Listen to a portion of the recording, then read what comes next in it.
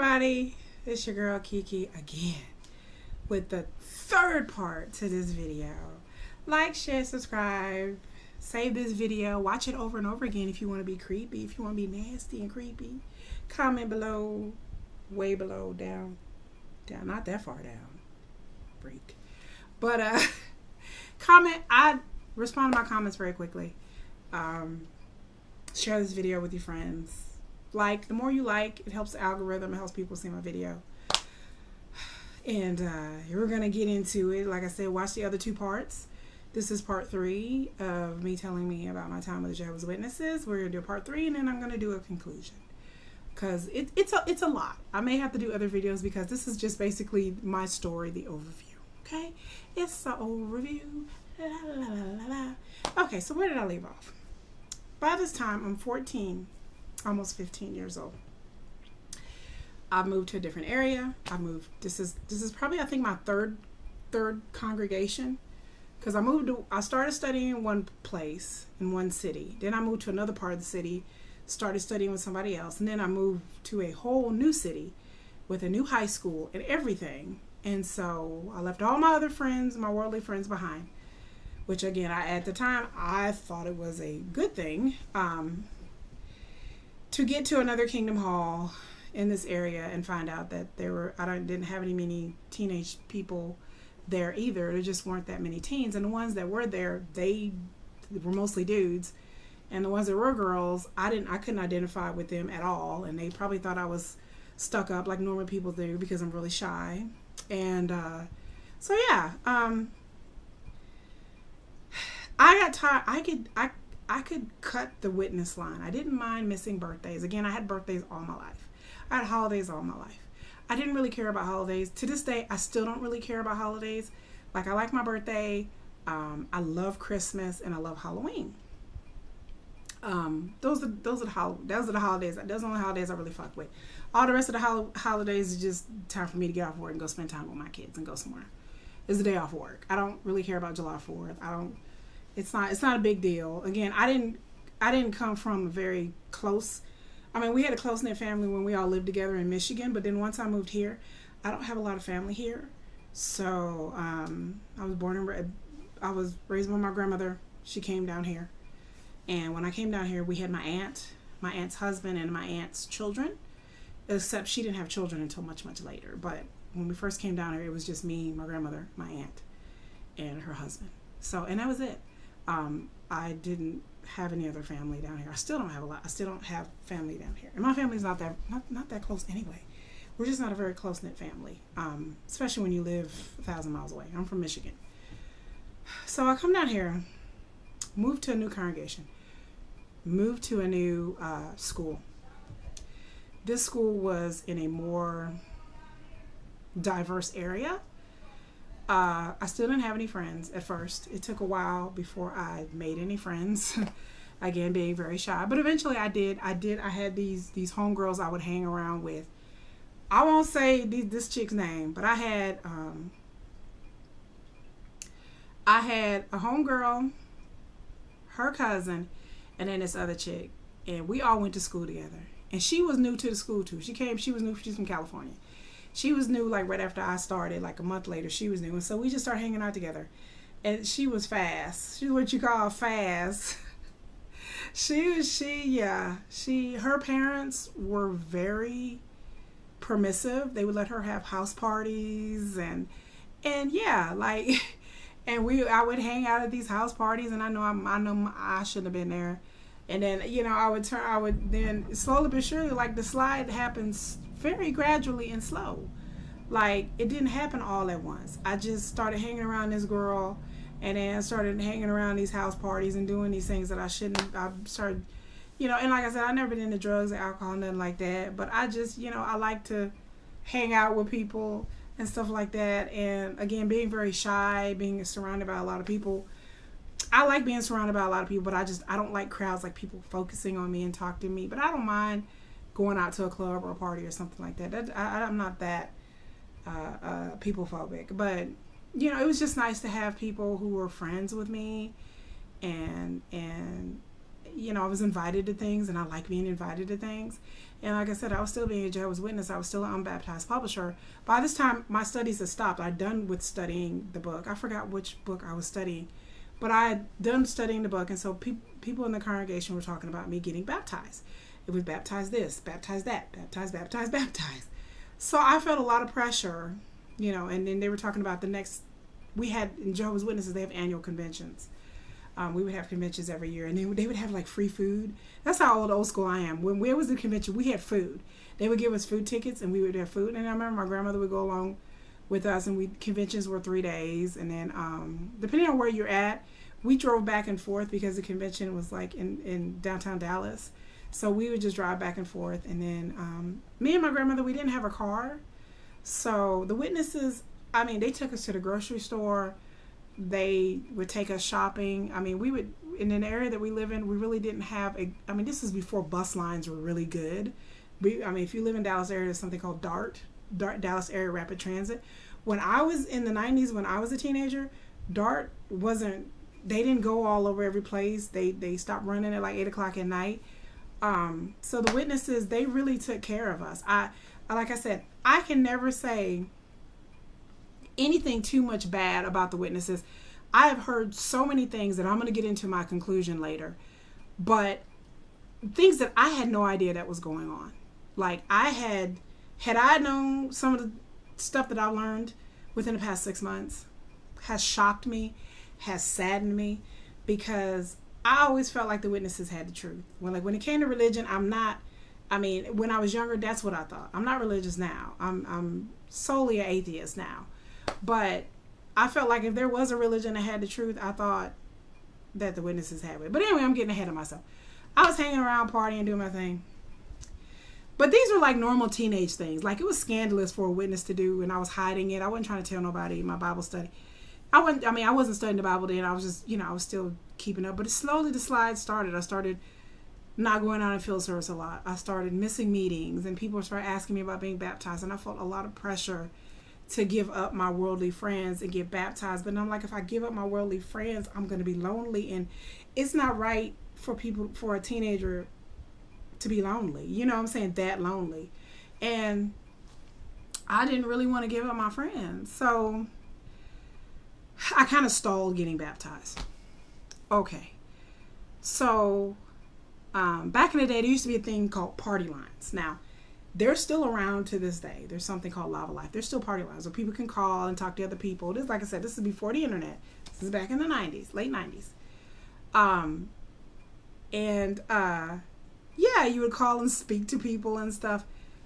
I would call party lines because I heard from a friend of mine at school. She would call party lines to meet dudes. I wasn't trying to meet dudes, but they have it back then. It's different now, where you can talk to. They had a teenage one. They had a teenage one that we would call. We actually had a meetup. We had 2 meetups where we met at Dave and Buster's to meet everybody from the party line. Well, everybody didn't show up, but we would call this line. It was like Teen Talk or something. I forgot the name of it, but there was these adults who ran it and who would, well, I guess we would say moderate it. And so we would all talk and everything. And I met this girl. I won't say her name, but I met this girl. I'm not friends with her now. I'm only friends with one person I was friends with when I was a teenager. And she was the source of my shenanigans and hijinks as well. But we were friends after I was already on my way out. But this girl, I became friends with, she lived with her grandmother and her mom. I lived with my grandmother. She was from New Mexico. I was from Michigan. She lived in another part of the city. She didn't go to school with me, but we were the same age. This girl, she was a mixed girl. This girl's about that life. Where she came from, she spent time in juvenile.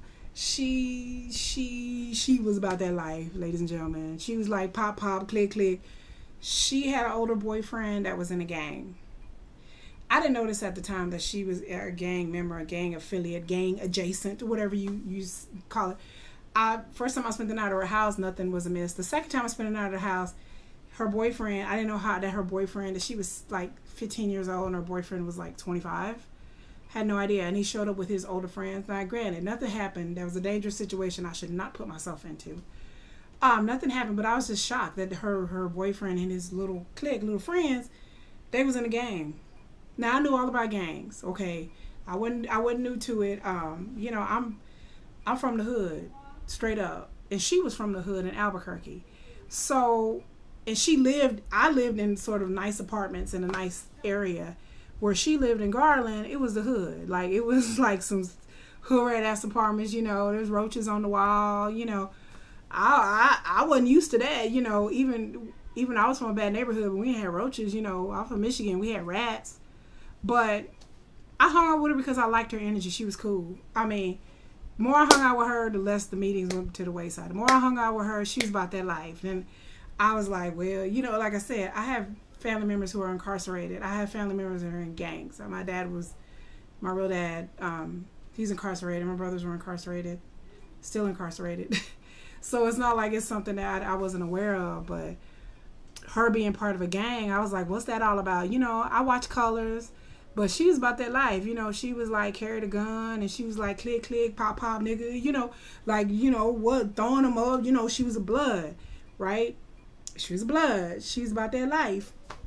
So I, of course, started hanging out with her.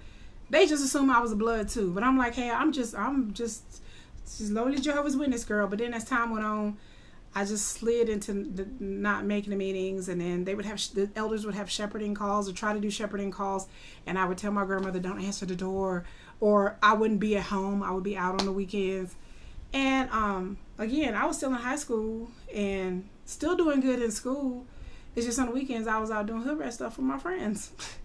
And as time went on, like, I hung around more of the gang culture, more gang friends. You know, I adopted pretty much a gang lifestyle. I got a gang tattoo on my arm. I still have it. And I went from being, you know, Jehovah's Witness Kiki to straight up thug. I'll pull a trigger. I'll fight you, getting into fights on weekends with other chicks and other dudes. I was straight up hardcore gangster Kiki. Like, I was like, well, what it do? What it do, fool? Let's get it popping. What it be like? You know, that was me for a long time. And so for many years, that was my lifestyle. To make a long story short, as time goes on, once I got tired of it. My friend who was my ride or die, she actually ended up going to jail for armed robbery. She actually ended up going. I wasn't with her that day, thank God. Then I had other friends. I had a friend that fled to Mexico because he was wanted by the law, but they eventually caught him. I had another friend that was shot and killed in Dallas. I dated this dude that was shot and killed in the Louisville. Yeah, Louisville. He was shot and killed trying to steal some dude's rims. They shot him and killed him. I was dating this dude. And yeah, it was a lot. It was a lot, people. It was a lot. It was a lot for me to deal with. It was very stressful. I had a lot of fun. Don't get me wrong. I started dating this other dude.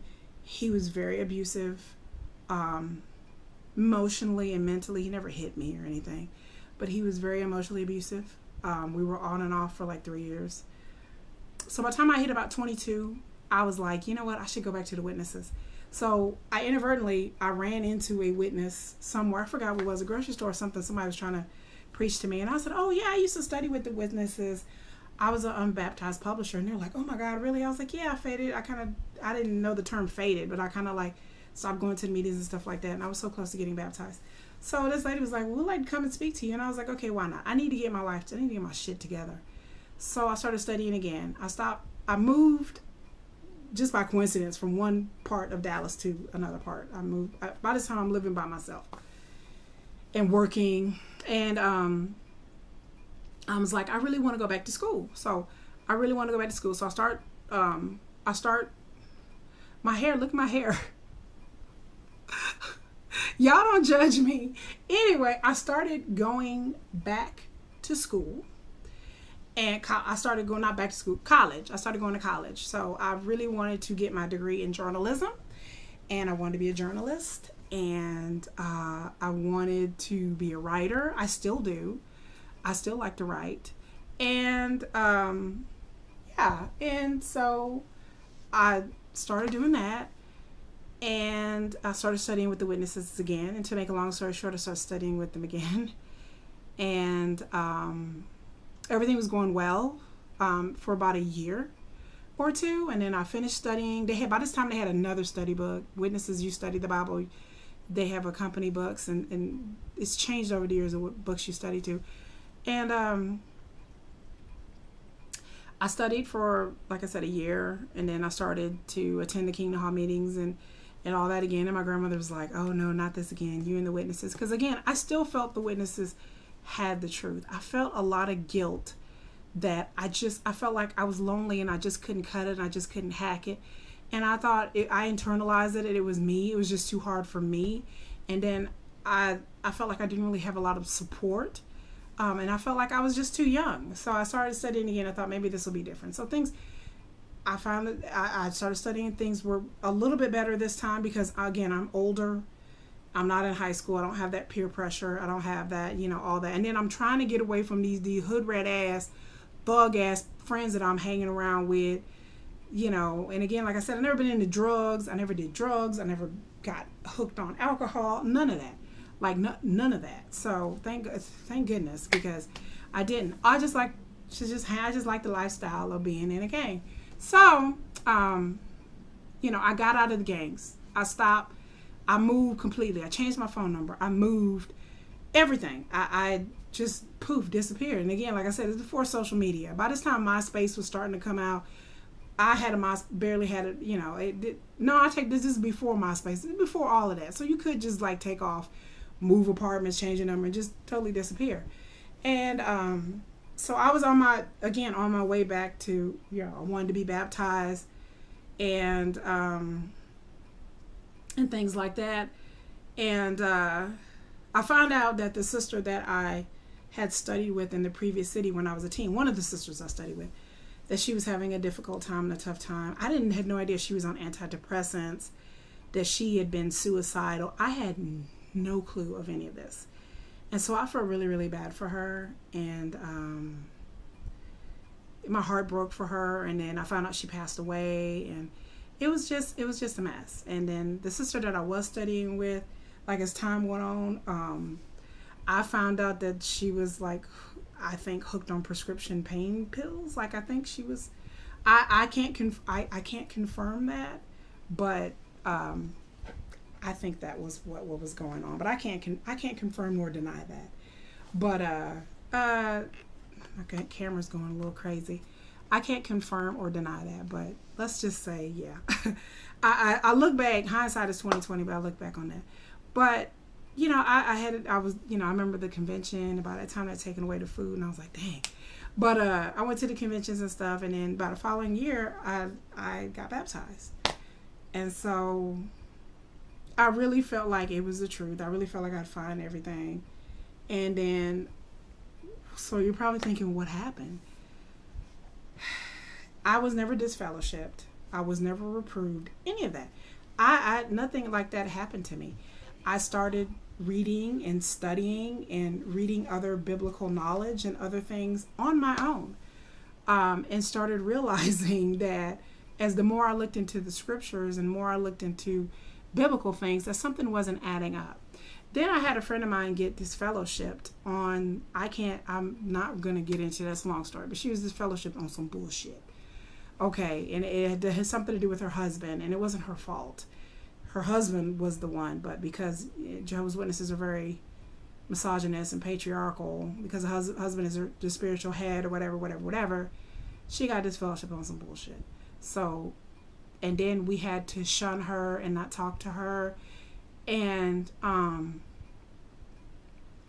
didn't think it was right to shun her and not talk to her. I didn't think that was right at all. And so those are the two things that allowed me to disassociate myself and slide. And then, the friends that I hadn't made a lot of friends, not a lot, but the lady I was studying with and her roommate and her group of friends that she hung around with, like I said, lovely people. I have no problem with witnesses. They've always treated me nice. They've always treated me good. But I told her, I'm starting to believe that this is not the truth anymore. The way they were done. Then somebody else got disfellowship, and I didn't really know that dude, but you know, they announce it whenever someone gets disfellowshipped or something like. And then I found out that the reason why he was disfellowshipped is because he was masturbating. And I was like, okay. Like, I knew that was a thing, but I didn't know that was a thing to really get you disfellowshipped for. And I was like, oh no, you know. And then, you know, as you come into your womanhood, being a teenager, it's different when you start coming into your 20s.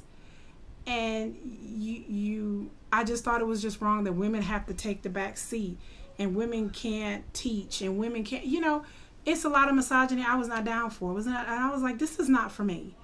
You know, I started getting into social justice causes. I started getting into politics and being black and being a woman. And I started looking into my blackness and my womanness.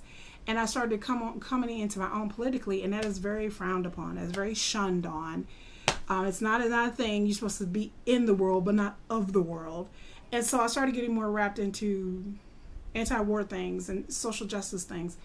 And I had the elders come and talk to me about, you know, my involvement in politics, and it's worldly, and Satan, the devil, runs this world. And I understood all this, but I couldn't stand by and just not have my voice be heard.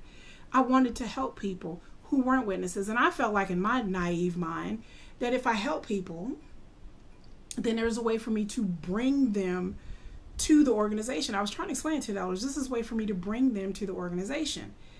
And it's a way I felt like if the Jehovah's Witnesses would have done things a bit differently and helping people, then, you know, you can attract more flies with honey than shit. So but again, they still don't see it that way. And I was like, you know, I really, really want to be a part of something. And I want to be a part of an organization where I'm allowed to be black and where I'm allowed to be female. And I'm treated like I'm a person and not an object. I didn't want to get married at all. I didn't see myself getting married. Anybody in my kingdom hall that I wanted to marry or be with or associate with in that way, none of that. And I just, you know, I wanted to focus on my education as well, and that's frowned on, being a witness, higher education. And so I just eventually just faded off. I just, like I said, I didn't turn in a letter of disassociation. I didn't know you had to do that. I didn't know that was a thing until 6 months ago. But I just thought that I couldn't hack it. I couldn't cut it. That being a witness, the teachings were solid, but there are things in the organization I didn't agree with. And I just thought that it just wasn't for me. And then people would ask me about me being a witness, and I would tell them what I'm telling you now, how I felt that they had the truth. If there's going to be any religion, it was going to be them. But then as time went on, I considered that all religion is not for me. And I really started getting into scholarly knowledge, especially when the internet came around and Google, and all of that really opened my mind up and my eyes to books and things that I've never read, never seen, never heard before. Not about the witnesses per se, but just about religion, period. That kind of got me off of that. But again, I didn't have any bad experiences in the witness. I was just lonely. I just thought that association is hard for the witnesses, hard for a person that's very shy, and which is true about my time in school and anything else. I just thought I had a lot of guilt. I couldn't cut it. But I just thought being a witness was for other people, but just not for me. I was wrong. I've been wrong. So this is the end of the third part, which comes to my conclusion that I'll make, and I will get into how things have changed for me and what I've discovered in the past 6 months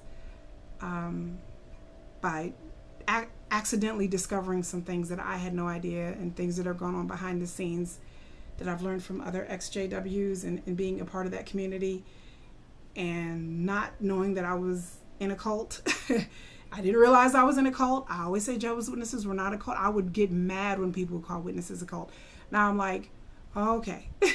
I see things a little bit different. But that's the end of part 3. Like, share, subscribe, watch my other videos, share. And again, like I said, I'm not trying to discourage anybody. I'm not an apostate. I'm not, I mean, if you want to call me that, that's fine.